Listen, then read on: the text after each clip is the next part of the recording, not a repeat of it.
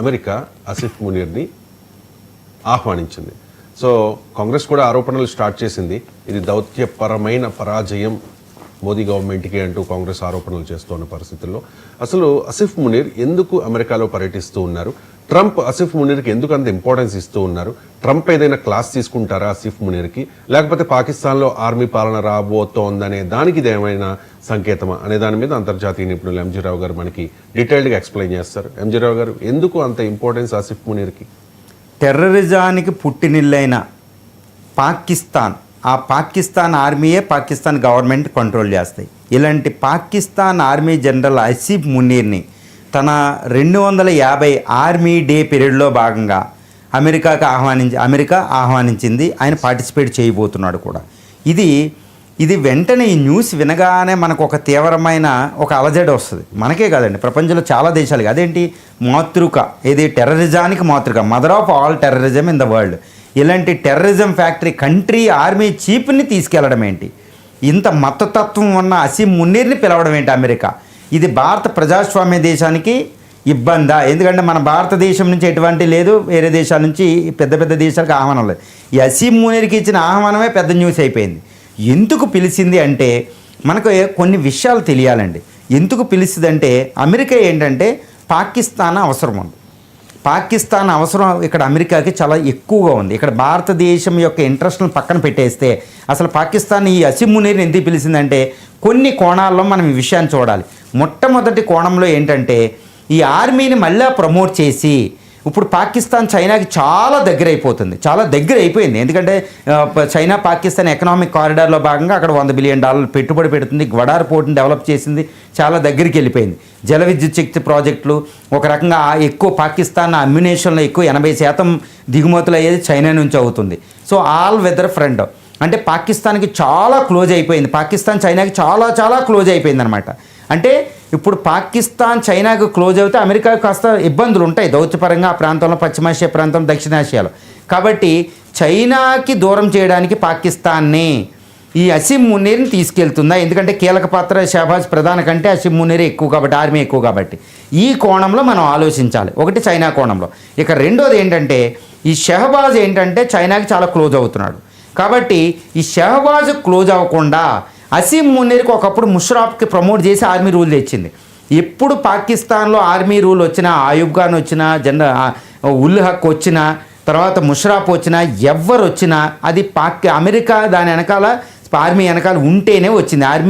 America green signal ఇవ్వకుండా ఏ army అధ్యక్షుడు కూడా ధైర్యం చేయలేరన్నమాట పాకిస్తాన్లో.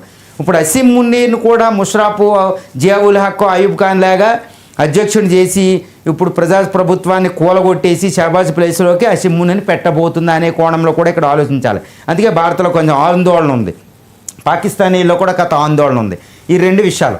తర్వాత ఇక మూడో కోణం చూస్తే ఇది ఎక్కడ జరుగుతుంది అంటే ఇరాన్ ఈ ఇజ్రాయెల్ యుద్ధం మొదలైనప్పుడు జరుగుతుంది. ఇక్కడ భారత్ పాక్లో యుద్ధం జరిగినప్పుడు భారతదేశం ఏం చేసింది? రావిల్పిండిలో ఉన్న నూర్ ఖాన్ ఎయిర్ బేస్ని నాశనం చేసింది. ఈ నూర్ ఖాన్ ఎయిర్ బేస్ని నాశనం చేయగానే వెంటనే ట్రంప్ రంగంలో దిగి అక్కడ యుద్ధ విరమణ ప్రకటించేశాడు అక్కడ.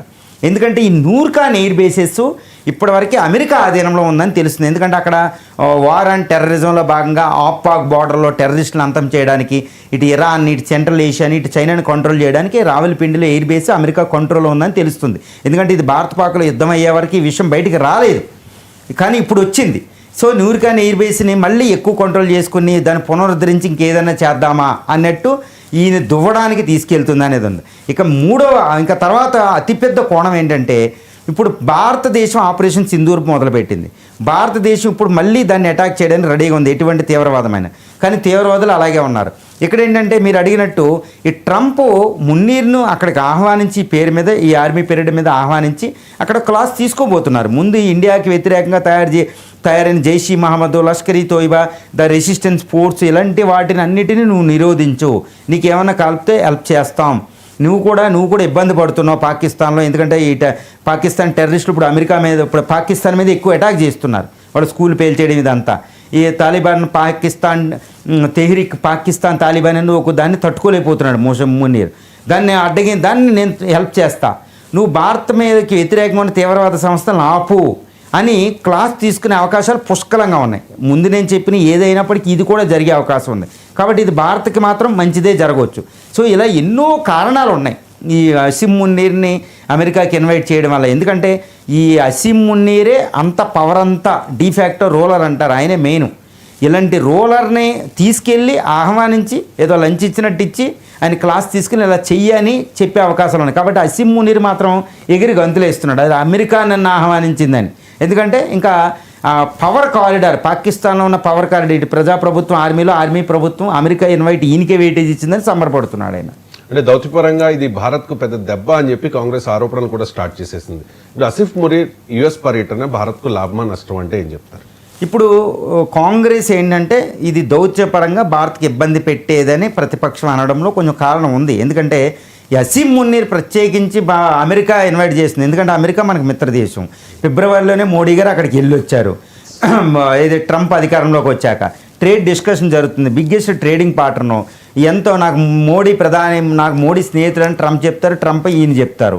ఇలాంటి సందర్భంలో అంతటి ప్రజాస్వామ్య ప్రభుత్వం అమెరికా సూపర్ పవర్ అయిన అమెరికా మన శత్రు దేశానికి, అది కూడా టెర్రరిస్ట్ని ప్రమోట్ చేసే శత్రు దేశం ఆర్మీ చీఫ్ని ఇన్వాల్వ్ చేయడం. ఎందుకంటే ఈ భారత పాకుల యుద్ధానికి ప్రధాన కారణం అసీం మునీర్ ఇచ్చిన స్పీచే ద్విజాతి జిత్తాంతం మీద. ఇలాంటి వాడిని అమెరికా తీసుకెళ్తున్నారంటే మొన్న శశి థరూర్ ఒక ప్రతినిధి బృందం అక్కడికి వెళ్ళి వచ్చింది. సో ఇలాంటి సందర్భంలో అసీం మునీర్ని ఇన్వైట్ చేస్తే అది నిజంగా పైకి కనిపించేది పెద్ద అవమానమే. మరి దాన్ని ప్రతిపక్షం చేసింది. కానీ నా అభిప్రాయం ప్రకారం ఏంటంటే ఇది భారత్కి మంచిది. ఎందుకంటే ఈ పాకిస్తాన్ అనేది అణ్వస్త్రాల దేశం, తీవ్రవాద దేశం. అటు పిచ్చోడు చేతిలో రాయి, అది పిచ్చోడు ఫెయిల్డ్ స్టేట్. వీళ్ళని కంట్రోల్ చేసేది ఎవ్వరూ లేరు. ఎవరు అసీం మునీర్ని పాకిస్తాన్ కంట్రోల్ చేయడానికి ఎవరూ లేరు. అటు చైనా దాన్ని పిచ్చోడిని మన మీదకు ఉపయోగిస్తుంది. ఇంకా దాన్ని కంట్రోల్ చేసేది అమెరికా ఒకటే. కాబట్టి అమెరికా ఏంటంటే రీసెంట్గా రుణం ఇచ్చింది. రుణంతో పాటు వీడిని మిలిటరీ పీరియడ్ పిలిచి, ఎవరే నువ్వు భారతదేశానికి వ్యతిరేకంగా పనిచేస్తున్నావు, నీకు నేను అంతా హెల్ప్ చేస్తాను, భారతదేశం మీద పని చేయకు, భారత తీవ్రవాద సంస్థలని, భారత్కి వ్యతిరేకంగా పనిచేసే తీవ్రవాద సంస్థలు నిరోధించు, ఇవన్నీ చెప్తారనమాట.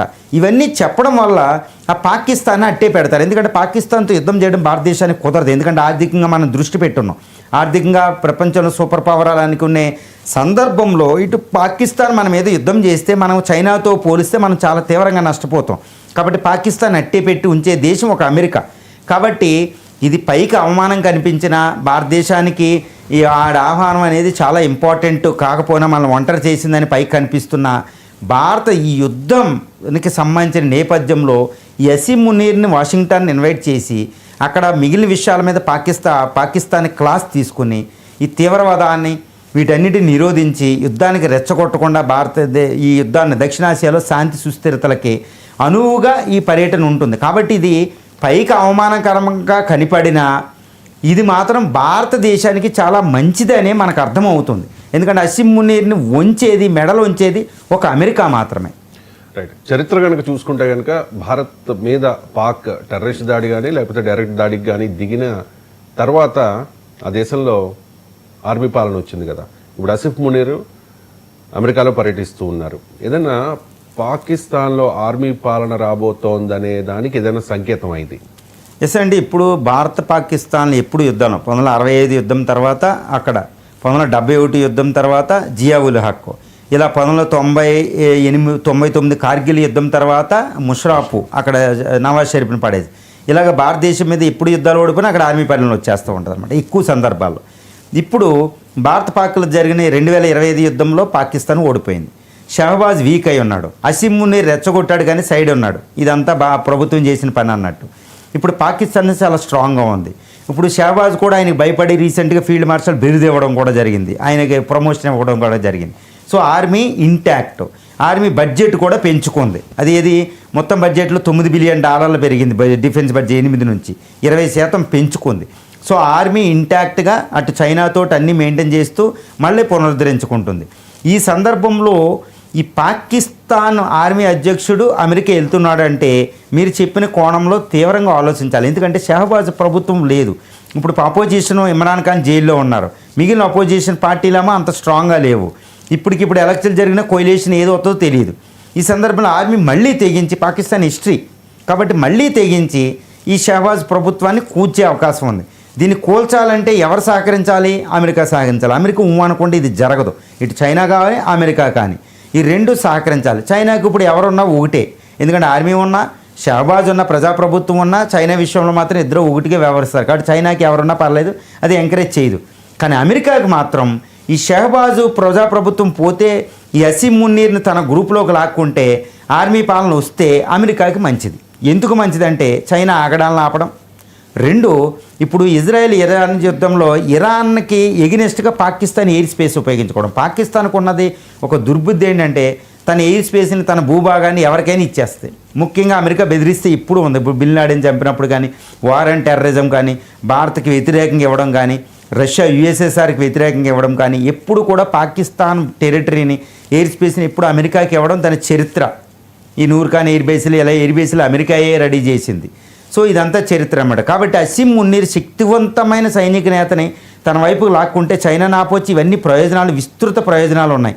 రెండు, భారతదేశం మీద రెచ్చగొట్టకుండా చేసి భారతదేశ యుద్ధాన్ని ఆపొచ్చు. ఈ విస్తృత ప్రయోజనాల దృష్ట్యా అసీం మున్నీర్ని ఈ చైనాకి దూరం చేయడానికి వాషింగ్టన్ డీసీకి ఇన్వైట్ చేసింది.